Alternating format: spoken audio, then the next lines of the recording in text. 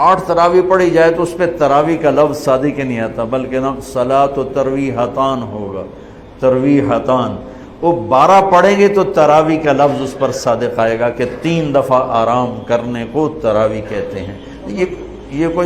یہ کوئی مطلب ہے کہ میں کوئی مناظرہ نہیں کر رہا ہوں، نہ ہی میری عادت ہے مناظرہ کرنے کی، لیکن جو 8 تراوی کو کہتے ہیں بس اس سے اوپر پڑھنی نہیں، ان کو یہ بتا رہا ہوں کہ یہ اپنا نقصان نہ کرو۔